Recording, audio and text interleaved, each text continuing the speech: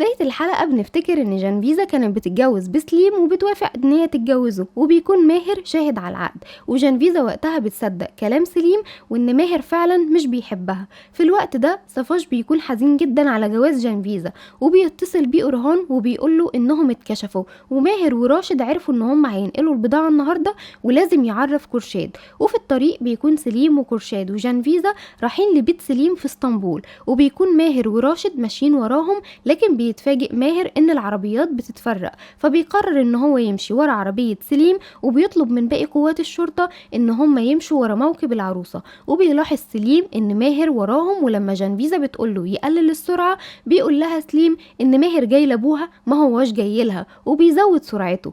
وبيقول سليم لكرشاد اللي ما كانش فاهم حاجة اصلا ان ماهر هو اللي خطف بنته، وان هو ابن محمد مدير الامن اللي امر بقتله من خلال صفاش، وبيقول له ان ماهر راجع عشان ينتقم لابوه. فبتفتكر جنفيزة سوريا والحالة اللي وصلت لها بعد استشهاد جوزها، وبتعرف ذنب ابوها اللي جدتها كانت تقصده. وفي الوقت ده ماهر بيقف بعربيته قدامهم وبيقطع عليهم الطريق، لكن سليم بيفضل سايق العربية بسرعة وبيعمل حادثة وبتتقلب بيهم العربية، وبتنزل جنفيزة من العربية بعد ما بتفوق وبتلاقي ان باباها واقع على الارض. ولما ماهر بيجي يساعدها بتصرخ فيه وبتطلب منه ان هو يبعد عنها. وقتها بيبلغوا راشد ان هم فتشوا عربية الجهاز وطلع ما فيهاش حاجة. وبيكون عساف اغا في طريق عودته لاسطنبول مع فرمان، وآفت عمالة تتصل بيه لكن هو مش قادر ان هو يرد عليها. فبتفهم آفت ان هو ما قدرش يجيب ماهر معاه، وبتطلع صورة ابنها اللي محتفظة بيها، وبتكلم سوريا في الصورة وبتقول لها انه زي ما انتي اخدتي مني ابني زمان، انا هاخد منك ابنك دلوقتي وهحرمك منه. وبتدخل عليها فلك وبتقول لها ان مصطفى ابو سيلة جه وعمال يزعق، فبتنزل له آفت وبيكون عصبي جدا لان لحد دلوقتي محدش وصل لماهر، وبيقول لهم العشيرة مش هتسكت وهيكون فيها سفك دم لو عرفوا ان بنته حامل، وبياخد سيلة وبيمشي. في الوقت ده بتوصل جنفيزة وباباها على المستشفى اللي بتكون حالته حرجة جدا، وكمان بتتهم سليم بان هو السبب لانه موقفش العربية. وافتكر وقتها سليم ان هو فتح حزام الامان لكرشاد عشان يموت، لكن بيقول لها سليم ان ماهر هو السبب وهو اللي ضحى بيكي وبعيلتك عشان خاطر شغله، ولو حصل حاجة لباباكي فماهر هو السبب.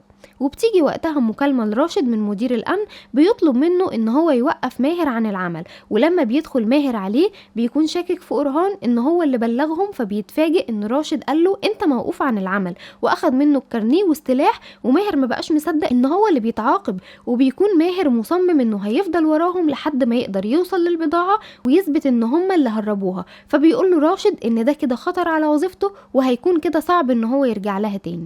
وبتوصل الجد أزرع على المستشفى عشان تطمن على كرشاد ابنها، وبيكون معاها صفاش اللي اول ما بتشوفه جنفيزة بتنفعل عليه جدا بسبب انه قتل والد ماهر، وبيقول لها ان هو كان صغير وقتها وما كانش فاهم حاجة.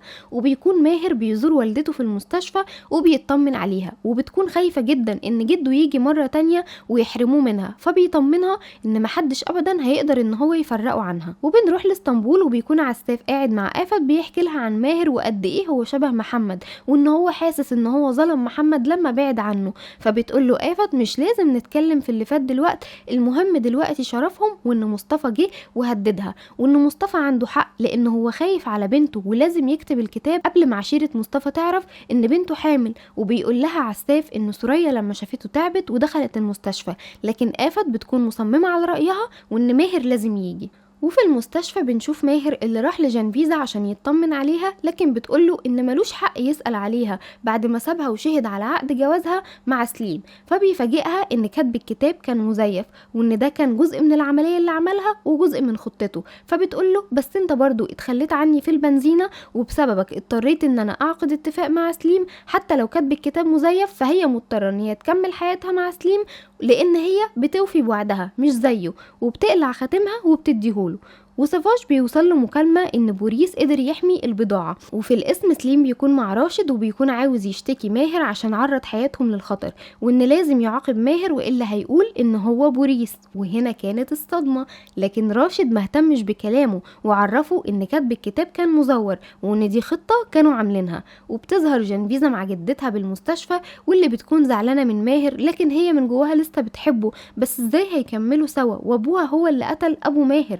فبتقول وبتقول لها الجدة انها لسه حاسة ان ماهر هو نصيبها ومحدش يعرف الغيب. وفي اسطنبول جوليزار بتروح لبيت مصطفى تطمن على سيلا، وبنعرف من مقابلتهم دي ان هما الاتنين زمان كانوا بيحبوا بعض لكن ما حصلش نصيب بينهم، وبتقوله انها مش جايه له وانها جايه لسيلا، وسيلا بتكون سامعه كلامهم. بعدها بينده مصطفى على سيلا وبيسيبهم سوا وبيمشي، وبتطمن جوليزار سيلا وبتقول لها ان هي هتلاقي حل لمشكلتها.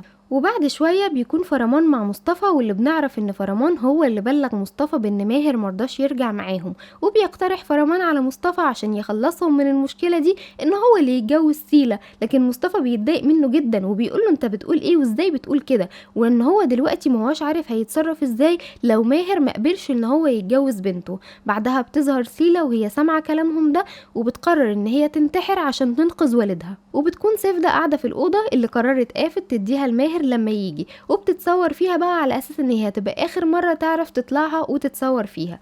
وبتجيلها جوليزار، ولما بتعرف انها كانت عند مصطفى بتستغرب جدا وبتقول لها يا ريت ما تفتحيش الدفاتر القديمة.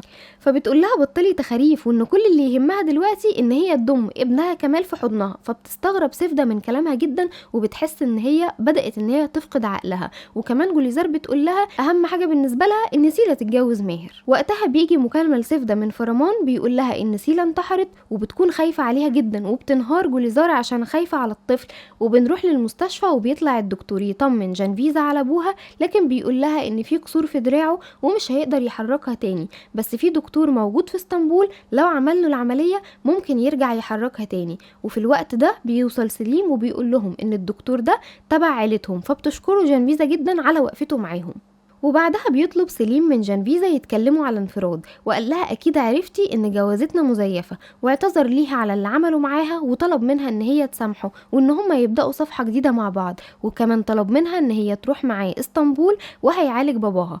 ووصلت آفت على المستشفى تزور سيلا، ووعدت مصطفى ان ماهر هيكون موجود عندهم بكرة وان هو وسيلا يكونوا موجودين. ولما سألها هتعمل كده ازاي قالت له ان هي قادرة تعمل كده، وان لو ماهر ما جاش بكرة ابقى احضر جنازتي بكرة. وبعد شوية بتوصل ممرضة لجنفيزا وبتقول لها هتعملي أشعة رنين مغناطيسي عشان يطمنوا عليها. فبتروح معاها جنفيزا وسليم، لكن الممرضة بتمنع دخوله.